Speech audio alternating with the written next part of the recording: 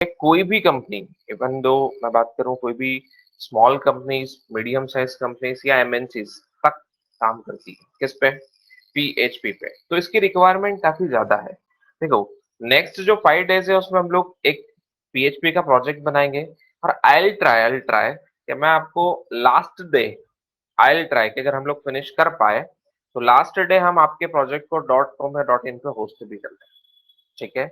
सबसे बड़ा जो इश्यू आता है वही आता है कि हर कोई प्रोजेक्ट तो बना लेता है लेकिन उस प्रोजेक्ट को कोई भी लाइव नहीं करता। जब तक आप लाइव नहीं करोगे वो प्रोजेक्ट किसी काम का नहीं, क्योंकि जब भी आप कोई कंपनी में इंटरव्यू देते हो तो आपको मेंशन करना होता है कि आपने कितने माइनर या कितने मेजर प्रोजेक्ट कंप्लीट किए। और मोस्ट ऑफ द स्टूडेंट्स जो है वो प्रोजेक्ट लोकल सिस्टम पे रन करके दिखाते हैं, पर हम वो नहीं करेंगे। आई विल ट्राई कि लास्ट डे हम लोग उस प्रोजेक्ट को क्या कर दें, लाइव कर दें। तो सबसे पहले स्टार्ट करते हैं बहुत इनिशियल लेवल से। देखो, आज पहली चीज हमें समझनी है वेब टर्मिनोलॉजी क्या होती है, फिर एचटीएमएल सीएसएस जावास्क्रिप्ट का क्या रोल है, और उसके बाद फिर बैकएंड में पीएचपी का क्या रोल है, और उसके बाद इन दोनों की कनेक्टिविटी या परमानेंट डेटा स्टोर करने के लिए डेटाबेस कैसे काम करता है। तो बहुत इनिशियल लेवल से हम स्टार्ट करेंगे एचटीएमएल से। ठीक है। नाउ आम कोई भी एप्लीकेशन जब आप कंस्ट्रक्ट करते हैं, when you will create any type of application, तो उस एप्लीकेशन के क्या क्या मोड्स होते हैं। मोड्स मीन्स लाइक जब भी आप कोई एप्लीकेशन रन करते हो तो आप एप्लीकेशन किसकी हेल्प से रन कर रहे हो, तो you will use a browser. If I talk specially about web application, तो कोई भी वेब एप्लीकेशन आप रन कर रहे हो तो वेब एप्लीकेशन को हम रन करने के लिए क्या यूज करते हैं, ब्राउजर का। तो ब्राउजर यानी क्या, आप एक बहुत कॉमन नेम सुनेंगे गाइस जिसे बोलते हैं हम लोग क्लाइंट। तो ब्राउजर का मतलब होता है क्लाइंट। तो ब्राउजर बोलो आप या फिर आप बोलिए क्लाइंट, एक ही बात है। फाइन। अब ये ब्राउजर और क्लाइंट पे जो भी एप्लीकेशन आप रन करते हो वो होती है वेब एप्लीकेशन। तो वेब एप्लीकेशन मींस ऐसा एप्लीकेशन जिसे हम with the help of internet और a domain like .com .in .edu, कोई भी डोमेन हो सकता है। तो with the help of internet and with the help of client यानी कि ब्राउजर, हम किसी भी एप्लीकेशन को जो रन करते हैं वो एप्लीकेशन होता है हमारा वेब एप्लीकेशन। अब इस वेब एप्लीकेशन को कंस्ट्रक्ट करने के लिए डिफरेंट टाइप्स के क्या होते हैं, मॉड्यूल्स होते हैं, और डिफरेंट टाइप के क्या होते हैं, मॉड्स होते हैं। तो अगर मुझे कोई वेब एप्लीकेशन रन करना है तो उसके कौन कौन से मॉड्यूल हैं, तो सबसे पहली चीज सुनो, जो भी आप ब्राउजर पे रन करते हो जो आपको दिखता है वो होता है आपका यूआई, यूजर इंटरफेस। तो यूआई मतलब यूजर इंटरफेस, और यूजर इंटरफेस कहां पर प्रोवाइड होता है, I mean, कहां पे रन होता है ये रन होता है आपका ब्राउजर पे। ब्राउजर को ही हम लोग बोलते हैं क्लाइंट। तो क्लाइंट साइड से यूजर इंटरेक्ट करता है, we are the end user, हम लोग सबसे लास्ट यूजर होते हैं जो उसे एक्सेस करते हैं। तो google.com जैसे जीमेल हो गया, फेसबुक हो गया, आप जीमेल या फेसबुक को कभी भी लैपटॉप से ओपन करते हो तो मोस्टली आप लोग कोई ब्राउजर यूज करते हो, आइदर गूगल क्रोम हो गया, इंटरनेट एक्सप्लोरर हो गया, मोजिला हो गया, कोई भी इनमें से एक क्या यूज करते हैं आप लोग, ब्राउजर यूज करते हैं, राइट। अब अगर मैं बात करूं ब्राउजर की, तो ब्राउजर सपोर्ट करता है एक लैंग्वेज, और वो लैंग्वेज होती है आपकी HTML, जिसका फुल फॉर्म होता है हाइपर टेक्स्ट मार्कअप लैंग्वेज। क्या होती है अभी ये डिस्कस करेंगे, लेकिन पहले हमें एक वेब एप्लीकेशन में कौन कौन से जो है मॉड्यूल्स हैं जो हमें रिक्वायर्ड है और जो हमें लर्न करना है। तो पहली चीज, वेब एप्लीकेशन रन करता है या सपोर्ट करता है कौन, ब्राउजर। ब्राउजर को ही टेक्निकल टर्म में हम लोग क्या बोलते हैं, क्लाइंट बोलते हैं। अब ब्राउजर पे जो भी हम प्रोग्राम रन करते हैं या ब्राउजर पे जो भी हमारा पेज डिस्प्ले होता है वो क्रिएट करने के लिए भी हम एक लैंग्वेज यूज करते हैं, और वो लैंग्वेज होती है HTML। और जो आपको दिख रहा है ब्राउजर पे उसे हम लोग बोलते हैं फ्रंट एंड। मतलब ये हमारे प्रोजेक्ट का क्या है, फ्रंट एंड है, जहां से हम क्या करते हैं, किसी भी यूजर को हमारे प्रोजेक्ट से इंटरेक्ट कराते हैं। अब द थिंग इज दैट कि मुझे कोई भी एप्लीकेशन बनाना है तो हम साइन अप और लॉग इन, ये दो बहुत कॉमन प्रोसेस है, लेकिन बहुत इंपॉर्टेंट प्रोसेस भी है। तो बहुत कॉमन प्रोसेस है लेकिन बहुत इंपॉर्टेंट प्रोसेस भी है। तो मुझे सबसे पहला काम क्या करना है, मुझे साइन अप करना है। साइन अप कैसे करोगे आप, तो आप जैसे ही .com या .in पे कोई भी वेबसाइट ओपन करते हो तो आपको ऐसा एक फॉर्म विजिबल होता है, सी,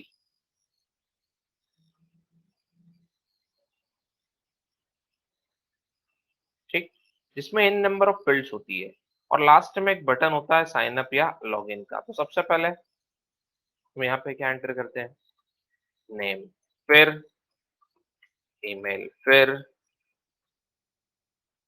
पासवर्ड और लास्ट में क्या है, mobile number. Name, email, password, last में मोबाइल नंबर और at the end we will click, किस पे क्लिक करेंगे हम लोग, साइन अप पे। तो जब आप नेम, ईमेल, पासवर्ड और मोबाइल नंबर पे ये सारी चीजें सबमिट करने के बाद साइन अप पे क्लिक करोगे, तो जैसे ही आपने साइन अप पे क्लिक किया, इस फ्रंट एंड वाले प्रोग्राम से जो आपने एचटीएमएल में डिजाइन किया है या एचटीएमएल में से लिखा है, एक रिक्वेस्ट यहाँ से सबमिट होगा और जाएगा सर्वर वाले प्रोग्राम पे। तो सर्वर वाला प्रोग्राम जो है वो क्या काम करेगा, तो इंपॉर्टेंट चीज अब यहाँ पर आती है।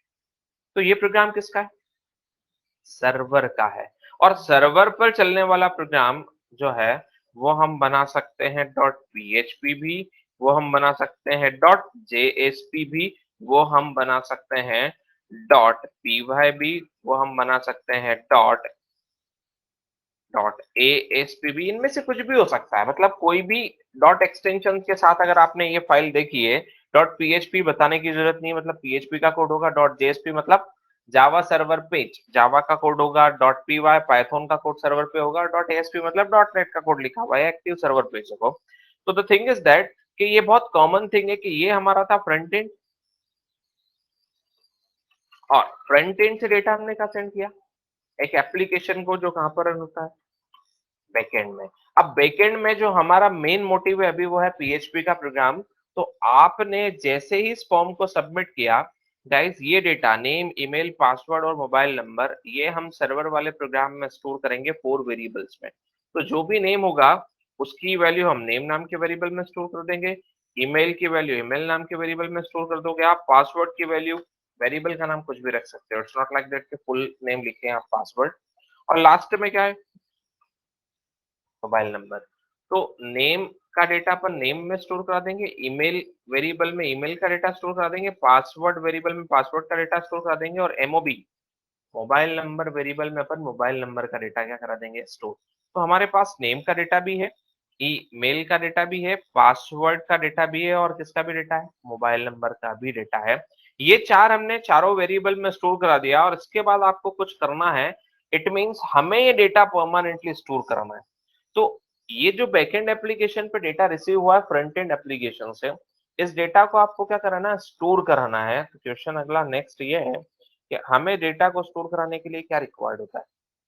तो जब भी आप कोई भी डेटा वेब एप्लीकेशन का या किसी भी एप्लीकेशन का स्टोर करना चाहते हो ऑर्गेनाइज्ड वे में, तो हम एक डेटाबेस का यूज करते हैं। क्यों डेटाबेस का यूज करते हैं, क्योंकि अगर हम ये डेटा फाइल में स्टोर कराते हैं तो बहुत प्रॉब्लम आती है। दो तरीके होते हैं आपके पास डेटा स्टोर करने के, एक तो फाइल सिस्टम होता है, दूसरा होता है डेटाबेस मैनेजमेंट सिस्टम।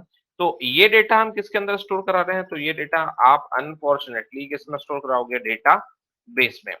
तो सिंपल सा फंडा है कि एक एप्लीकेशन में आपके लिए 3 मॉड्यूल हो चुके हैं। पहला फ्रंट एंड जिससे आप डील कर रहे हैं, दूसरा बैकएंड जो सर्वर पर चलने वाला प्रोग्राम है, और तीसरा होता है डेटाबेस जिसके अंदर आप डेटा परमानेंटली क्या कराते हैं, स्टोर कराते हैं।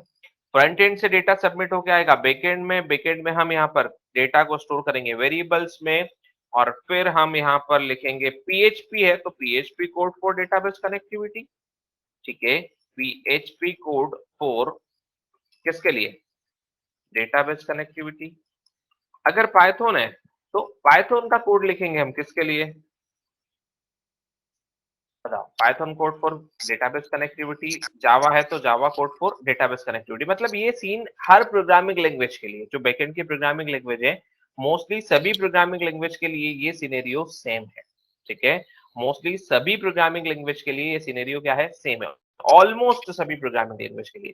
तो when you will create any type of application, application like web application, तो उस वेब एप्लीकेशन के टोटल कितने मॉड्यूल्स हैं आपके पास, तो उस वेब एप्लीकेशन के टोटल जो मॉड्यूल्स हैं आपके पास वो हो चुके हैं 3। पहला फ्रंट एंड, दूसरा बैक एंड, और तीसरा डेटाबेस। अब विदाउट वेस्टिंग ऑफ टाइम हम स्टार्ट करते हैं डायरेक्टली फ्रंट एंड से। फ्रंट एंड में कौन कौन सी टेक्नोलॉजी पे आपको कमांड करना है। तो पहली चीज, फ्रंट एंड पे आपको क्या दिखाना है, what you want to print, और what you want to print, अगर आप जो भी प्रिंट करना चाहते हैं उसे मैं बोलता हूं मैं कंटेंट। क्या बोलते हैं हम लोग, कंटेंट। तो कंटेंट हम फ्रंट एंड पे प्रिंट करते हैं with the help of HTML, okay, if you want to print some content then we will use HTML।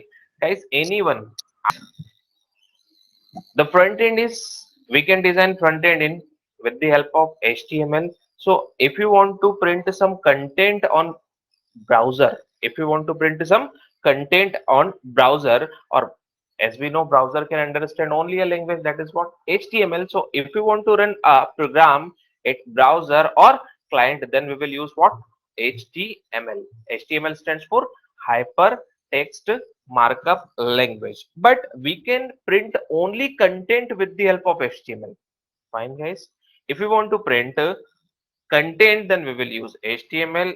But if we want to design our page, if we want to design our page, so we will call it layout. So if you want to design layout of your web page, then you will use CSS.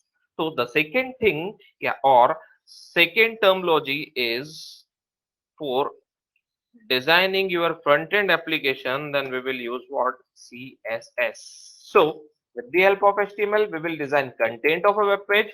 With the help of CSS, we will design layout of a web page.